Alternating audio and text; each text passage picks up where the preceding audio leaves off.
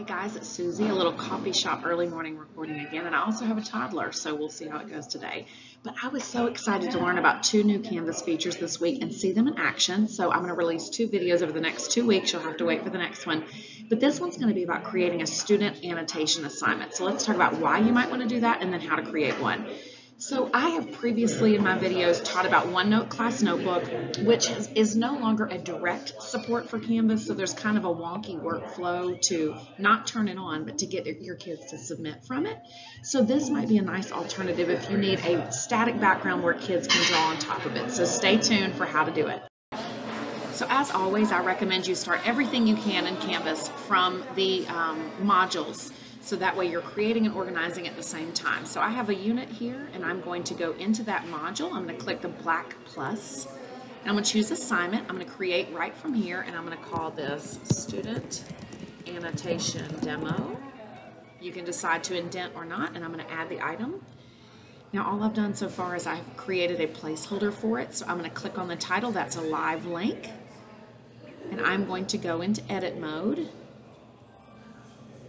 And when I do, I'm going to put whatever my directions here are. So draw or type to annotate the following assignment. Now if you have little kids, they won't know what annotate means, but you could expand their vocabulary or you could just use a different word.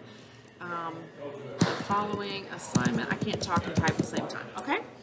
And then I always make everything 100 points, that's just me.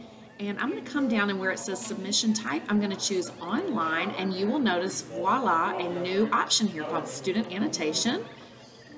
It will tell you to consider selecting multiple submission types. As of the last I've read, student annotation is not working at all or working well, I can't remember, on a mobile device. So if you know your kids are going to be using mobile devices, then they may still need to screenshot or print and take a picture or whatever it is they've been doing to get annotated documents to you. So I'm going to turn on file uploads as a backup. But to do my student annotation, I'm going to upload a file that I want them to write on top of, and let me go out and find one of those. Okay, so I've uploaded a PDF. This is still going to be your solution for like when you want to upload an image or PDF. If you're wanting to have them do a native Google or Microsoft document, then watch my video on cloud assignments. I'll try to remember to link that, which I rarely remember by the time I upload the video, just being honest. However many attempts you want, any other options down here, I'm going to make it due today. And then I'm going to save and publish. And let me show you what it looks like from a student view. So I'm going to go into student view here. They're going to start the assignment. And you'll notice file upload is by default the first tab, so you'll have to train your students to click on the student annotation tab. And it looks just like this. I would also recommend they go full screen because that's not enough information to write. Now I want you to think of the possibilities here. Things that you had previously wanted them to cut and paste or have to print out, they don't have to do that anymore. And they have basically all the tools that are in your SpeedGrader annotation. I accidentally cut them off on this video, so let me start a new segment. Now I uncut off my screen, so I'm going to go back in full screen mode again.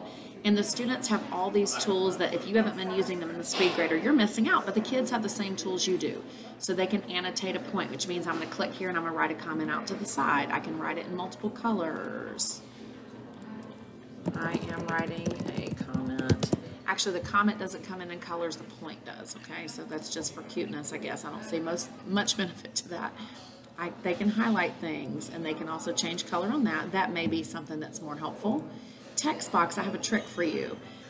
What I noticed when working with a teacher the other day is that the text box just keeps expanding sideways. If you need it to move to the next line, I'm going to teach you a trick. So I am typing in a box. I notice it's too small. I can change the font size up here. Okay, let me come back into this box. The box is going sideways. Maybe that was a little glitch and it's been fixed. But if yours is doing what hers was doing and kind of just expanding sideways, you can push Shift and Enter. So Shift Enter will drop you down to the next part of the box without submitting or saving anything. And that works in a lot of places I've noticed on the internet. So Shift and Enter, instead of sending something, which Enter often will do, will instead expand the box and let you write more. So again, you can change the color by tapping up here. If they want their comment to be in a certain color, of course they will, because that's fun. There's a strike through. If you say strike out the one that doesn't fit. There is a paintbrush where they can write. Terrible with that. And then they can highlight a whole area and leave a comment about that.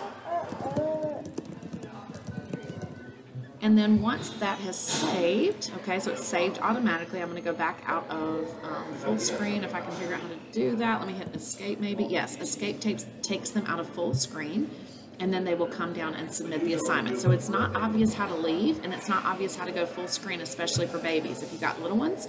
So make sure you teach them full screen and then escape to get out of it, and then they can come down and submit the assignment. Hope you guys like this feature. Let me know. Hey guys, I put my heart into these videos, so I hope you loved it. I hope you've loved all of them, but if you haven't, then make sure you go back and watch the previous videos. I'm making playlists for you all the time.